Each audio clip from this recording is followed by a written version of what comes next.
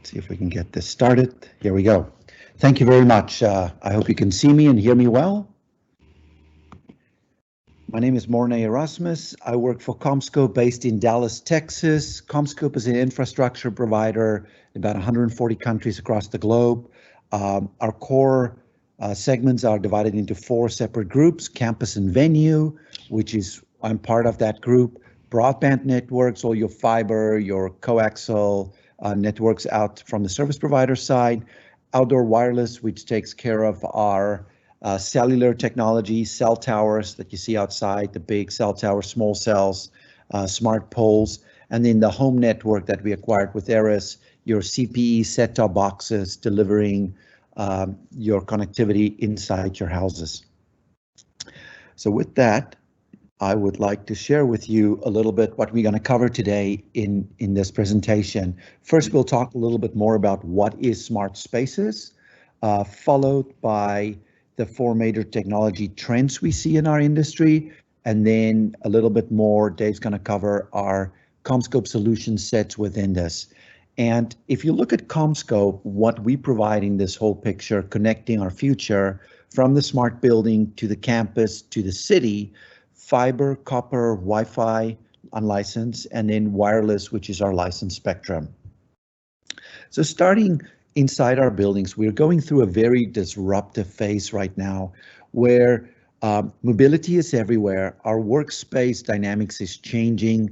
We're seeing more regulations around, especially with the COVID pandemic and the need for higher regulatory compliance within our workspace to keep people safe. And then more and more IoT devices, people bringing IoT devices into our buildings, connecting more devices. And if you look at what the typical spend is on inside the building, 1% on energy, and that's really where most of the people spend their energy and efforts on, followed by 9% on rent, pretty much, and then almost 90% on staffing cost. So how do you improve your efficiency in the workspace to address that big bulk of your expenditure within your building? And that's what we'll cover here a little bit. How do we increase this workspace efficiency? From hot desking to temperature control to meeting room to wayfinding throughout the space, air quality, and the bunch. So I think it all starts with, let's define what is smart and how does Commscope see smart. We really look at it from the human body. You have all your senses, your eyes, your ears, your nose, your mouth, all these edge devices gathering information, running through your nerve system to your brain. And that is really what makes your body smart, that you can process all these edge devices. And the same is happening within our buildings. We have security cameras, access point, computer devices, IoT devices, and they all need to be connected to the cloud, which is really the data center. Commscope provide that wired and wireless solutions to connect the edge to the cloud, and that's where we come in. So in our daily lives, we're seeing more and more of these live, work, play opportunities. Here's an example, and I apologize, this is in the US, but the owner wanted to build a stadium, a practice stadium for his football team. But what he ended up doing is he built this whole cosmos of different buildings. He built an office space, a retail stores, restaurants. He built an hotel. So sometimes we see multi-dwelling units, live, work, play in this whole environment. And you need to connect all these different entities with wired and wireless connectivity. And how we've done it in the past was not very smart and not very efficient. We would build the space and then said, oh, somebody called the carriers, come and give me connectivity. And then 6 months later, you have a need for a new application, new connectivity, and you redig up the streets and you put in new connectivity in there. And that's really where we're seeing more converged networks and better planning for a connected environment for the future. And it all starts with the evolution of the network. In the 70s, we had wired connections. Then we started getting more wireless. Everything today seems to be wireless. And now IoT is getting on board, more and more machine-to-machine communication. And I believe it's broken down into 3 pillars. One is the physical layer. How do we connect the physical layer? Secondly, all these edge devices. Now that we connected the physical layer, We can take the information and create digital twins. Take the information, put it in a data reservoir, data lakes, store it in the cloud somewhere, and then take that data, parse it out, and drive new insight with artificial intelligence and get a very rich information set from all these edge devices. And then the third thing that we're starting to see is now people taking that digital layer and expand services upon that. So think of if your phone knows where you are at a certain time, 5 o'clock, I'm leaving my office space, I'm going to go home. So I'm going to need a car. So the car is going to show up before I actually even call an Uber. Getting that predictive analytics, predictive services to improve life efficiency. And I'll give you some examples about that a little further later on.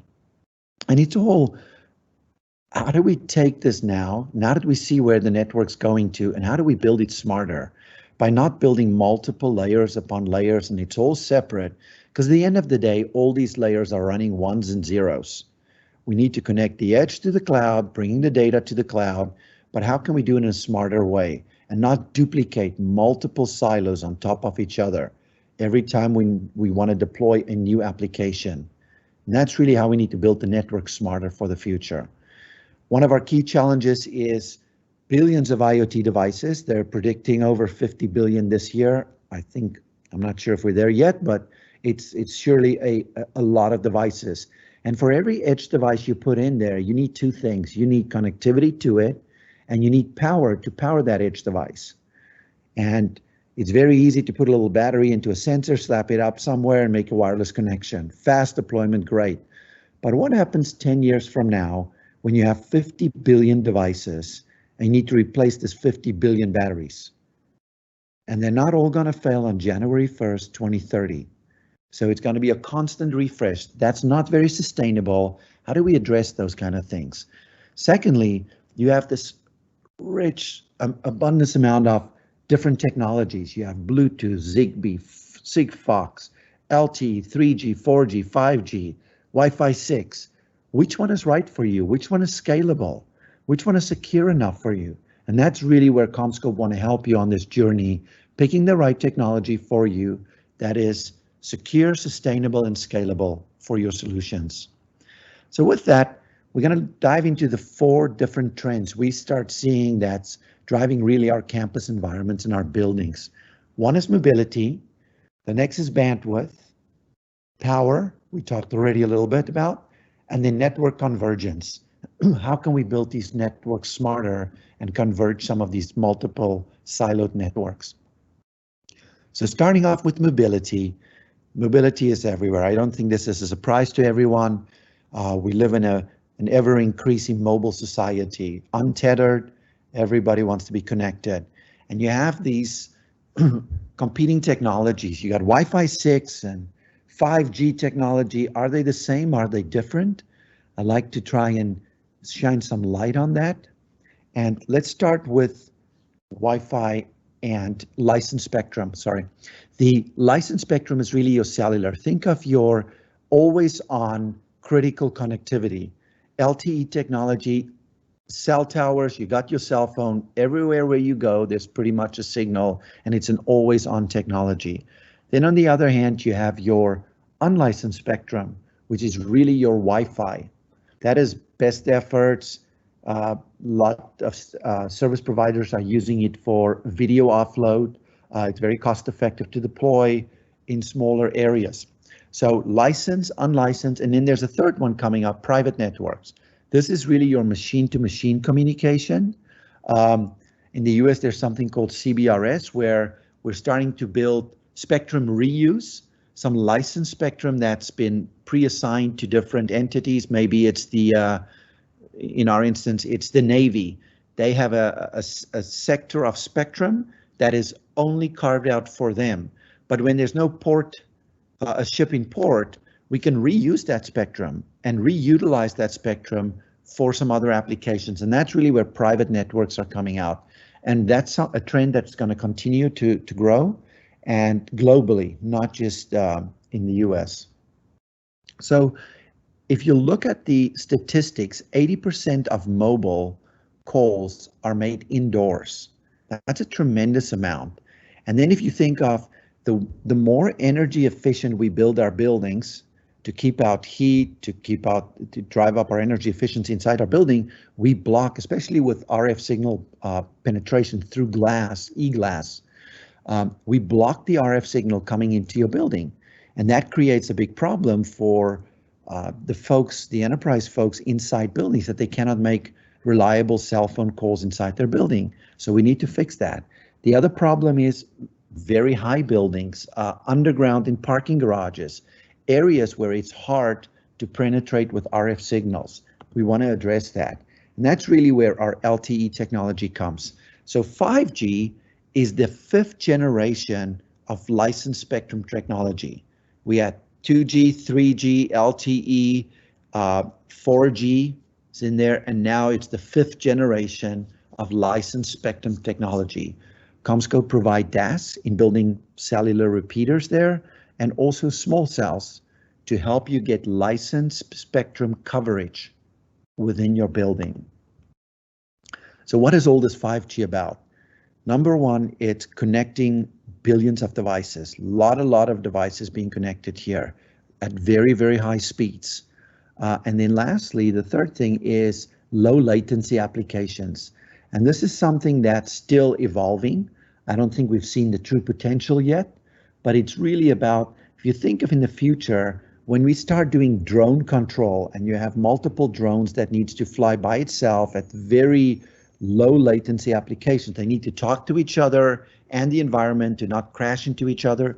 Those type of communications will require this extra low latency communications.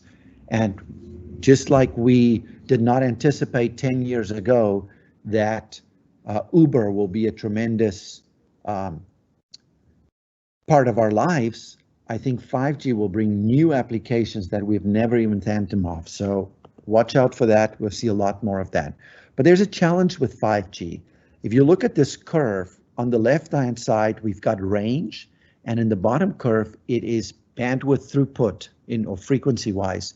So at 2G, 3G, 4G is in the medium spectrum, the 800, 600, 800 megahertz. 18 kilometers, long distances. If you put a cell tower up, it reaches 10, 20 kilometer range easily, no problem. Then if you move down the technology curve to Wi-Fi at 2.4, 5 gig, and now 6 with Wi-Fi 6, that is really, you see more throughput, but it's a shorter range. And ultimately 5G at the gigahertz spectrum, 28 and 32 gigahertz spectrum, is a tremendous amount of throughput, but you only travel 200-300 meters. And what that means in real life is you need to have much more densification in the space. So think of one big, large cell phone tower that covers 10, 20 kilometers. Now you're going to have every second or third street light would need to be a small cell tower to do the 5G at millimeter wave spectrum. And that's one of the challenges we have. So that is really what 4G, 5G technology is all about, licensed spectrum technology. Now let's shift gear to this middle section where we talk about Wi-Fi. Wi-Fi is also going through an evolution. They've started to change the naming convention of Wi-Fi. It used to be 802.11 NAXAC, which was really confusing to a lot of people. And they went to a simpler format with Wi-Fi 4, 5, 6, and now what's coming out is Wi-Fi 6E. And what 6E is essentially is using traditional Wi-Fi is using that band's 2.4 and 5 gigahertz. Now we're also going to go to the 6 gigahertz range to get more spectrum, more throughput. So that is where we are with the Wi-Fi. And Wi-Fi 6 is really about getting more efficiency with our Wi-Fi.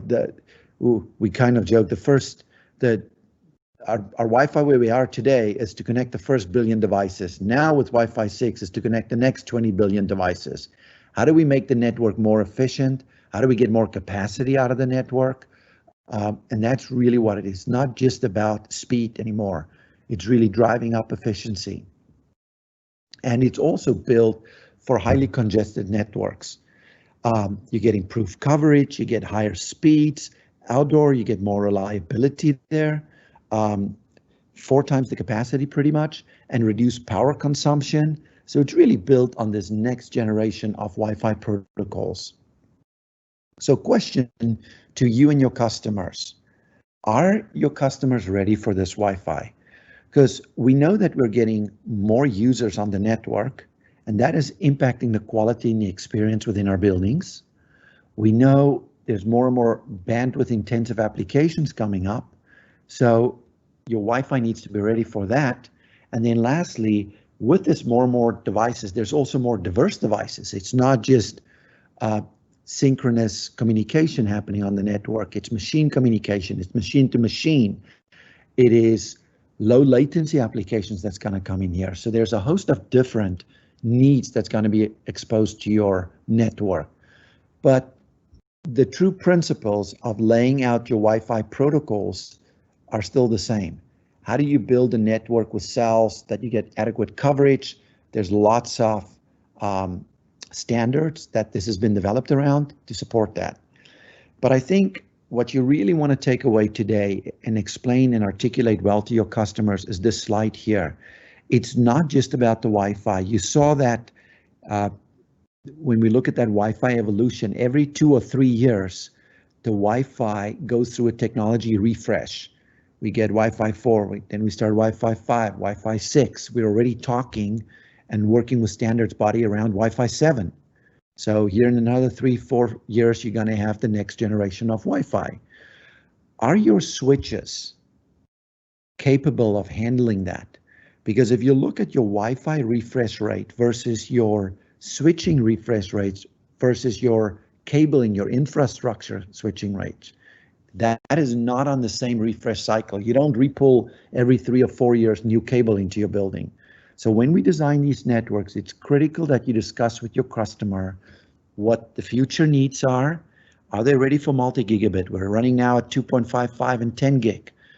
Will your cable support that and the applications that will come with that so that you are ready for your network refresh for the future?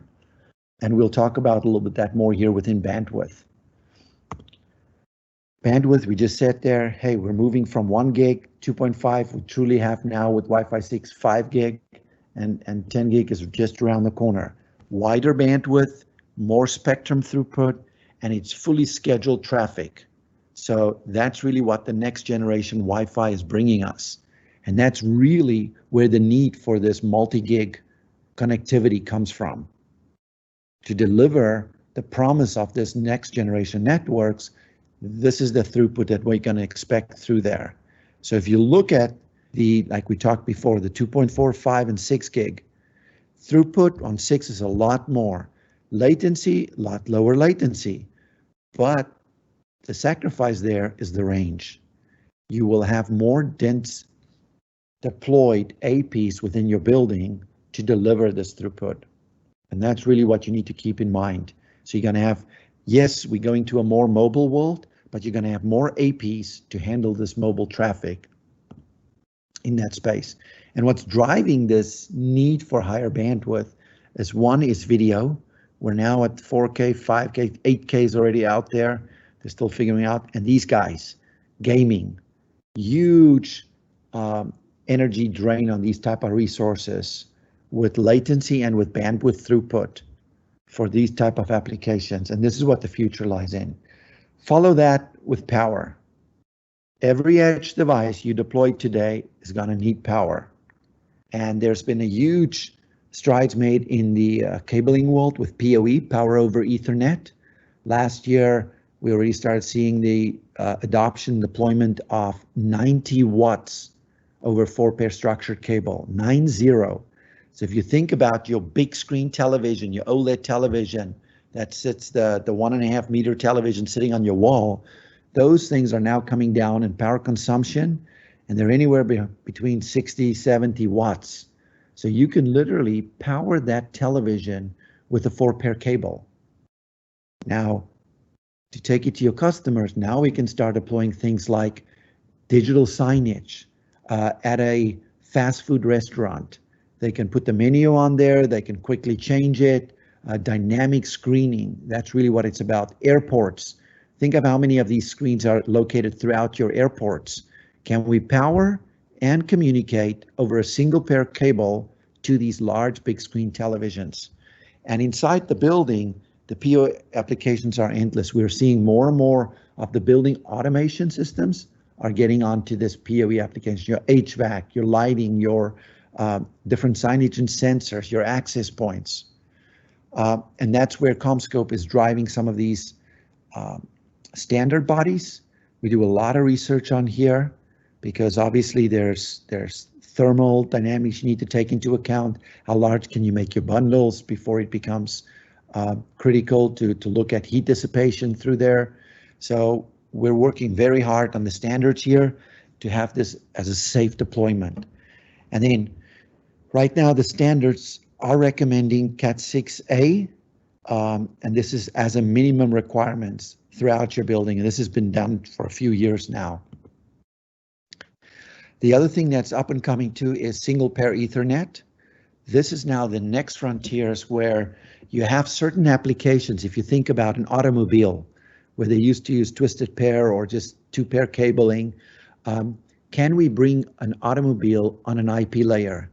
Our cars have got more sensors than our phones pretty much now. And how do we connect all these sensors within your automobile, and can we take that all to an Ethernet layer? And this is maybe where this makes a lot of sense. Single pair Ethernet, maybe inside a building. How do you power multiple sensors in the building automation systems with this? So we're working on these, developing standards, developing products and connectors for this application for machine. On the other side, outside, hybrid cable. Every time you deploy an edge device, you need power. And in a lot of cases, you're going to need backup battery power too. Think of a security applications. You have a camera that's hosting a host of different applications. One, security, gunshot detection, people counting, parking applications. When that camera goes down, you lose all that applications. So now your client's telling you, I want that on a backup system. You cannot just stick a battery in every pole. It will not last. These batteries are needs to be air conditioned in a lot of harsh environments. So PoE is a great application for this, where you can power and communicate to that edge device, but PoE is only going 100 meters. Well, with this solution, we can now extend that up to 30 times that. We can almost go 3 kilometers for a 15-watt PoE application, where you have a single sheath cable.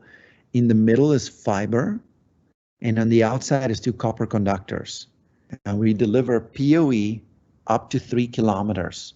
So around a stadium, around an airport, around your campus where you have maybe a camera out at the distance or a Wi-Fi access point within your quad area.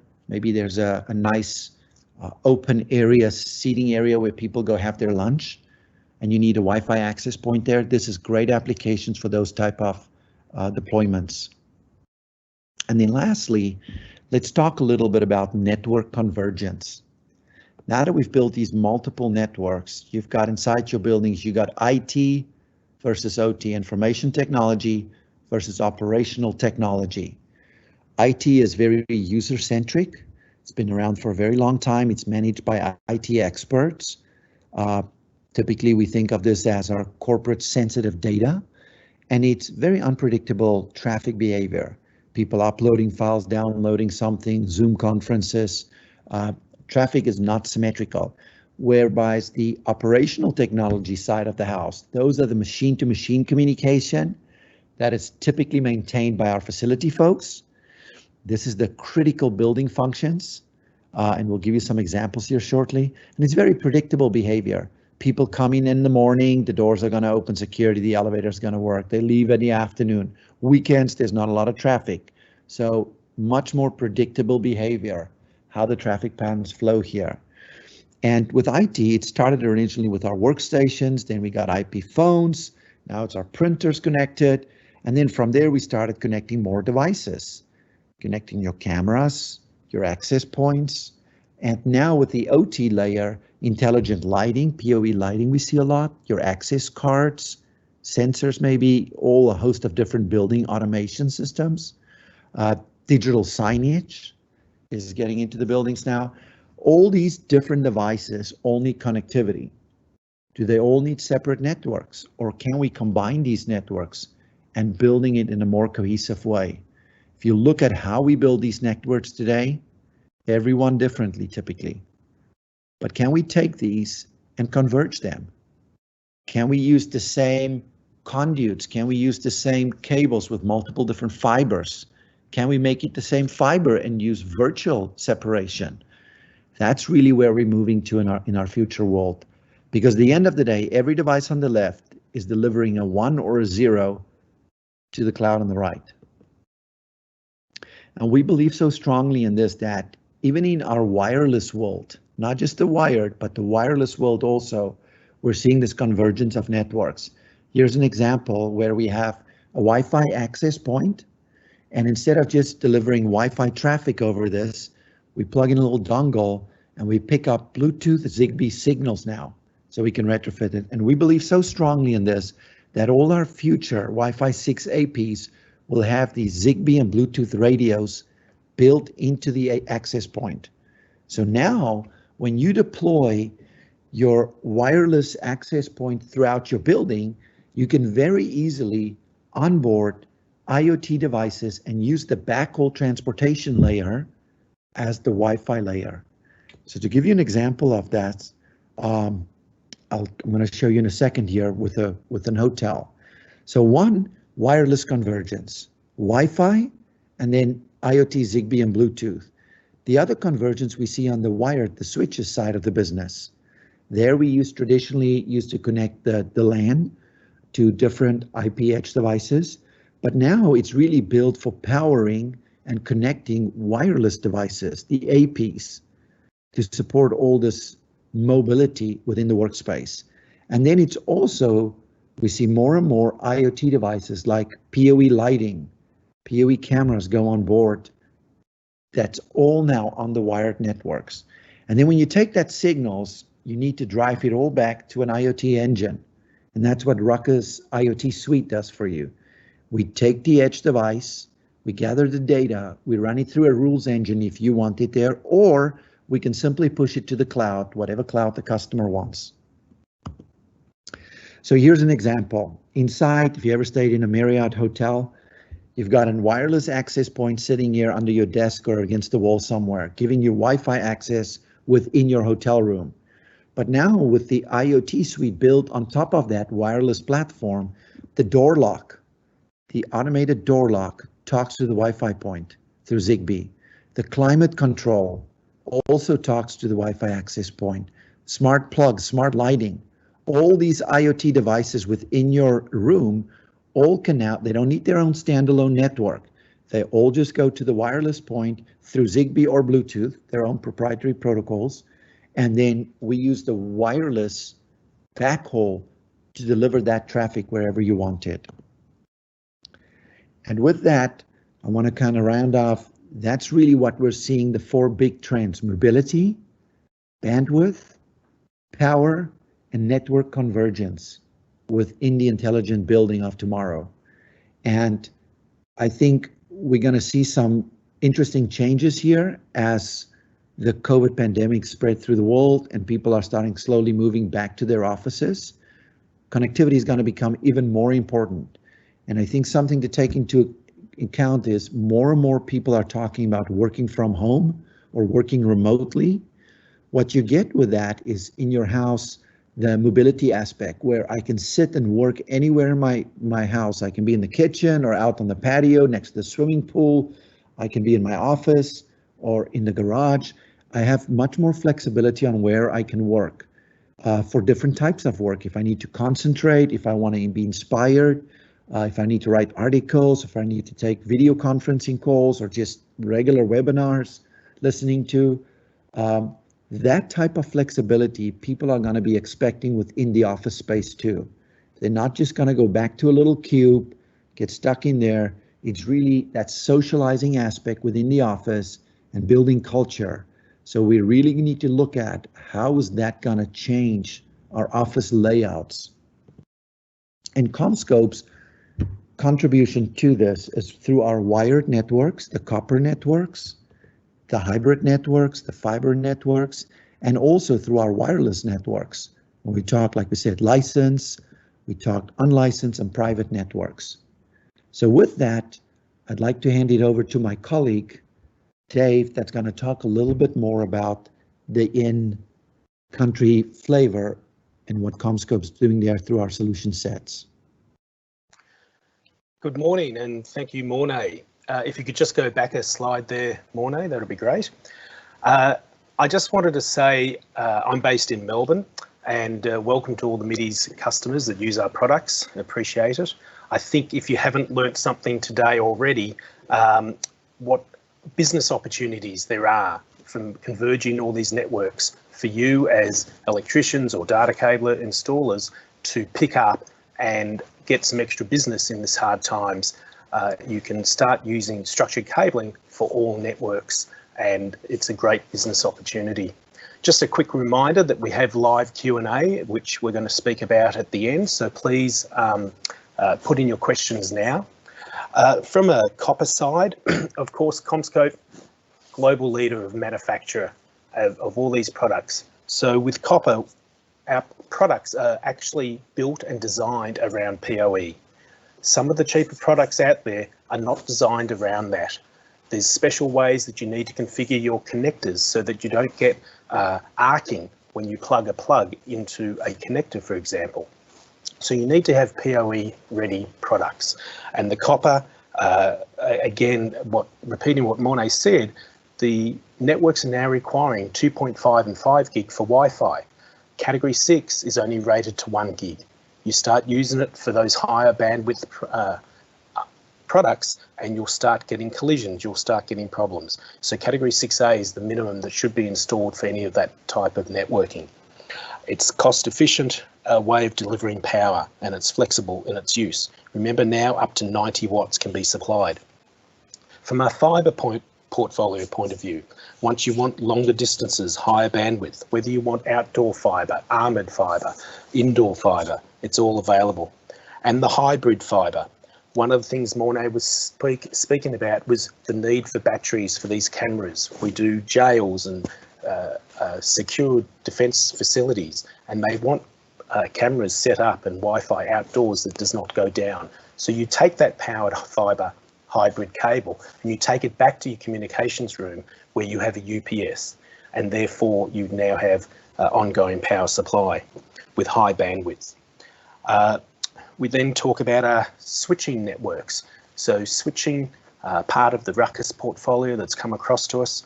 We have excellent support for these products in Australia, available and ready, and they're building up to 100 gig on our transceivers now in these switches. In the licensed spectrum, we've got the wireless and mobile antennas and cellular and private networks, all available through the Commscope product portfolio. If you're doing outside plant, there's outside plant products. A lot of the things you see connected to the NBN now is outside plant products, all part of the portfolio. So if we move on to the next slide, one of the things I wanted to say, and it was on the first slide there, was that Commscope purchased TE Connectivity and AmpNet Connect in 2016. Also part of that was the Crone brand names. So all those brand names you're familiar with, we now call Net Connect. Commscope has the Net Connect brand and the Systemax brand in the structured cabling area, and these are all of the Net Connect products are available through MIDIs. So just if you're thinking of a Crone block or a AMP Net Connect patch panel, just think of Net Connect, just think of Commscope, and that's what the products are being rebranded as. Thanks, Mornay. Next slide.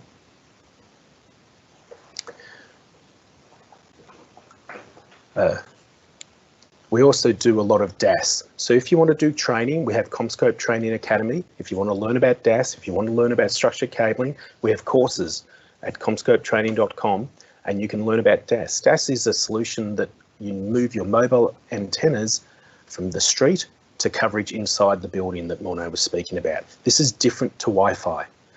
It's the big coax cables running throughout the building.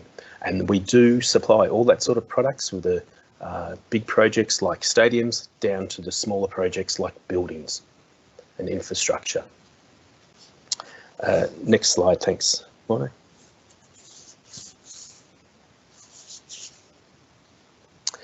So connecting our future, as you can see, we have a smart building that we've been talking about today, and this is part of the bigger picture of smart cities, connecting buildings to communities for the future.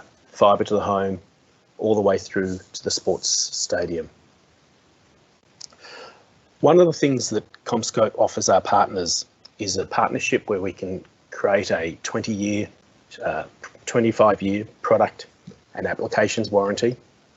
We have a distributor network that we support. We have 2 dedicated technical support people like myself in the South Pacific region for infrastructure.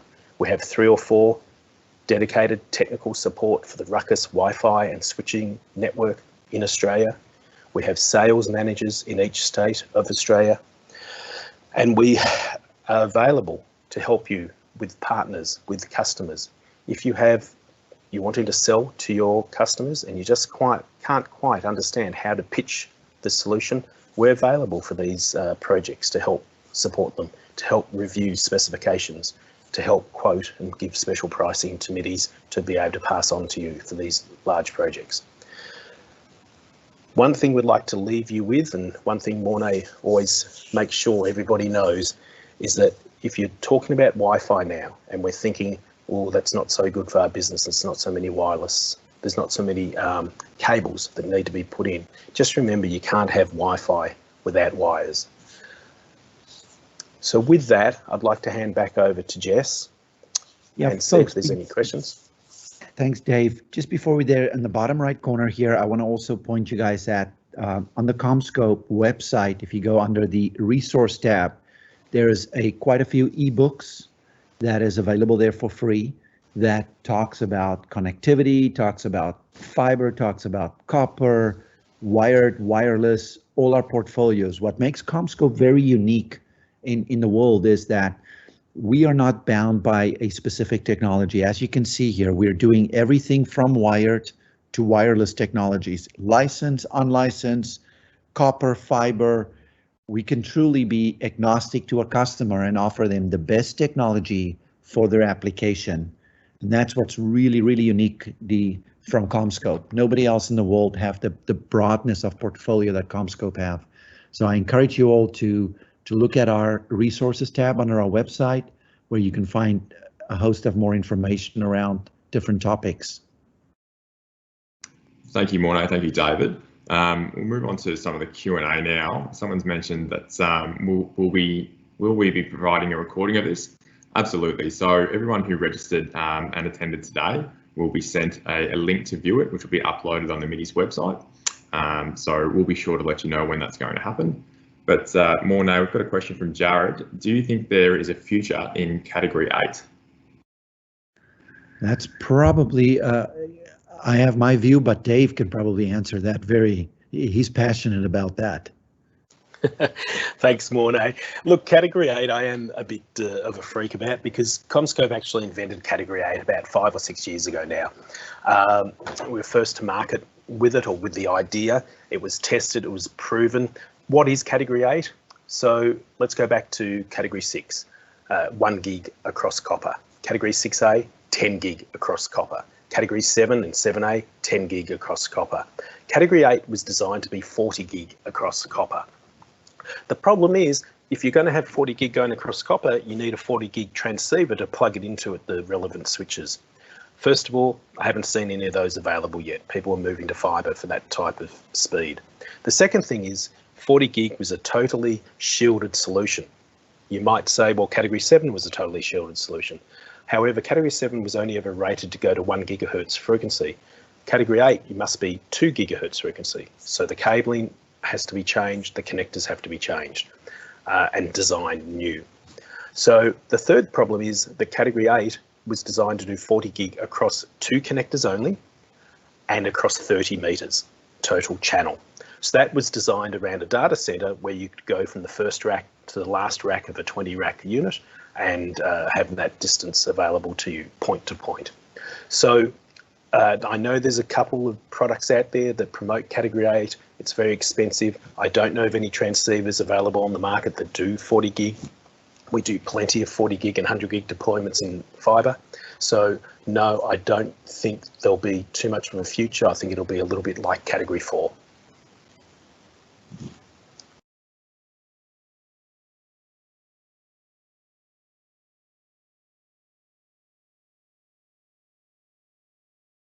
Jess? Sorry, 1 second there. I just had another question. When do you see PoE lighting becoming the norm? We're doing a lot of projects with PoE lighting. Obviously, I think as people start adopting the true value in PoE lighting is not necessarily the energy savings that you get through the LED lighting. It's really about driving the intelligence in the building. Once you can start understanding, most of these high-end PoE lighting solutions now have temperature sensors in them, they have motion sensors. So with COVID, Bluetooth tracking in there potentially, with COVID and social distancing, you can see how that can be a very attractive alternative to see that people are keeping their social distances. And using that information layer that sits on top of PoE lighting, as we get more applications built on it, people start adapting that or adopting that more, and hopefully that will start taking off in the near future. Perfect. We have a question from Scott. So Scott said, is the rule of thumb then to do endpoints for Zigbee, Bluetooth with battery, then 5G or Wi-Fi 6 with PoE, manage overall with Ruckus? Sorry, can you just say that again? So is the rule of thumb then to do endpoints for Zigbee or Bluetooth with battery, then 5G or Wi-Fi 6 with PoE, which manage overall with Ruckus? Is that one? Yeah, I think you need to break it up into 2 different categories. With Bluetooth and Zigbee is really for technologies that's using, it's a small sensor, a very low data rate. It's maybe let's just a water sensor in a data center that to pick up if there's any water on the floor, ambient sensor to pick up noise or particulates in a building. Very, very low data rates across those sensors. Bluetooth Zigbee is more conducive to those type of things, because if you put a battery in those, it can last a very, very long time. When you start looking at higher power and bandwidth requirements, cameras, for example, video feeds, wireless access points, those type of sensors that might require a much more data rate, a higher data rate throughput, and more power consumption. Those are morphing more onto the PoE applications. And it's really up to the customers. Again, there's no silver bullet here, one size fits all. I think we're going to have a lot of these different technologies because each one brings something new to the table. Like we just looked through our presentation, when you talk 5G, it's going to be, 5G is really bringing a host of new applications to the table. One of the pieces of 5G will be network slicing. We will take spectrum from the network and we'll dedicate that to machine communication. So it's a very small sliver of the network that will be dedicated for that.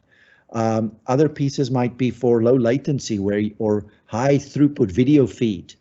So each one of these technologies address a different piece of the puzzle, and we just want to make it simpler and saying, listen, we're seeing networks are converging together today, different types of networks on the same physical cable. Can we do the same in the wireless world?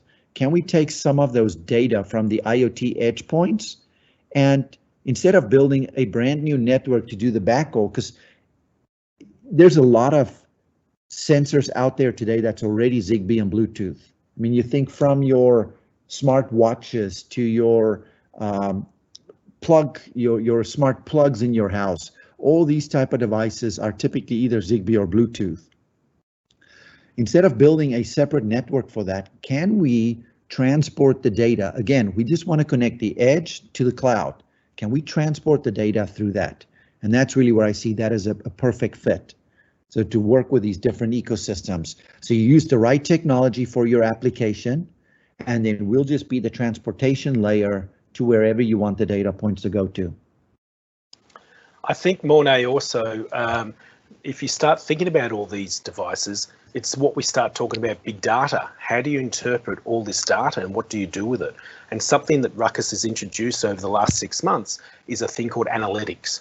So if you get the data and subscribe to the analytics portion of the cloud service, you can actually start to see how the devices are being used and start to interpret all that data as well, which is pretty unique. Absolutely. I've got a question from Darren. Does offering a Commscope end-to-end solution offer any special security benefits?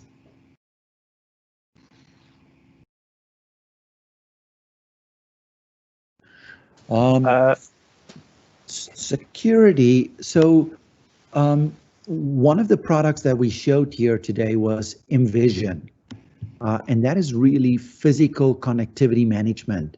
What connection is plugged in where? And when that connection, when you talk about physical security, somebody goes in, we had a large breach here where somebody tapped into the HVAC system. They unplugged the device, they plugged in a foreign entity in there, and that's how they gain access to the network. With Envision, that will immediately get flagged as you lost a connection point, there's a new device connected, where is that device in your network, and what's the data that's flowing to that device? So you can quickly isolate a physical breach within your facility. And I think that is something that's not been a lot talked about. When we talk cybersecurity, we always talk about these bad guys in the cloud sitting somewhere in Eastern Europe that's trying to tap into and steal our data. But the physical penetration of your network, that's really where Envision can be a huge tool for you to help with that. The other benefit that an end-to-end solution helps us, and Commscope's working on that now, is saying, now if you put a Commscope Wi-Fi access point in and you connect it to a Commscope switch over Commscope infrastructure cable, we can now test the link from the edge to the other edge and maybe change some specifications. Instead of saying, listen, your link is only 100 meters long, that's what the standards allowed, but because it is our own products, we can now test it in our labs and say, can we run 105 meters?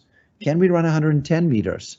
Maybe we can run 120 meters and still warranty the application for that link because it's our infrastructure. We know exactly what is connected on each end. So we're bringing out some more information on that shortly, but that is some of the benefits that you'll see with an end-to-end Commscope solution. I think also, Mornay, I see security from security of installation. You've got a job now, a large building, let's say, and previously you'd have 5, 6, 7 different trades running 6, 7 different cabling systems onto the network. Now it can all be run with one trade, one company, one warranty, one product suite.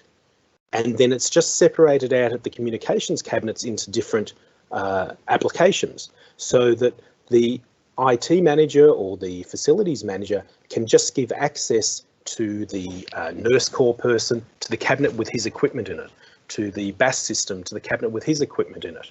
So, and then the cabling is all managed by one company, one maintenance contract. So it also gives a lot of security in that aspect as well. I think we have time for one final question. So someone said in, if I have a Zigbee light switch, will that be able to communicate through the wireless access point? Why or will it? Will it? Absolutely. So that is the whole plan. Because if you have a Zigbee edge device, so say you go on Amazon or Alibaba, I'm not sure which e-commerce sites you guys use over there, but you go there and you buy one of these smart devices, outlets for your home or for your building, a plug, a switch, any one of these multitude of IoT edge devices for the consumer grade or for the enterprise space. Basically what you need is that device then needs a gateway to talk to. And then from the gateway, you can connect to your cloud or to your application. What we're essentially are offering here is that gateway disappear. The AP, the access point that you're already installing for wireless, is the one that you're using for that gateway. So that switch, the Zigbee switch, goes directly to the access point, and from there the data goes to the Ruckus Analytics Cloud engine, and then we parse it out to wherever you want it to in whatever application you want to run it at. So yes, Perfect. the Zigbee is talked directly to the AP. I think that'll close it off from the question point now. I'd just like to thank everyone in attendance today that listened to our live webinar on the topic of smart buildings. A special thank you to both Mornay and David for being our guest speakers and for the insightful presentations that we had. I'd just like to quickly close off and say that Midis Tech Energy have a dedicated data and communication manager, which is Anthony Prendergast. We stock and support leading market brands, including Commscope. We assist and design with documentation and facilitate supply for small to large commercial project opportunities, as well as facilitating accredited product training. So for more information on how Midis can assist with your data and comms requirements, please call 1-800-778-823 or email techenergy@midis.com.au. Just a reminder, you'll all be sent the link to view the webinar that's been recorded, and we'll have that up shortly. Thank you again, everyone. David, Mornay, any final things you'd like to cover off? Oh, thank you, Jess. Perfect. No, thank you, and pleasure speaking to you all. Thanks very much.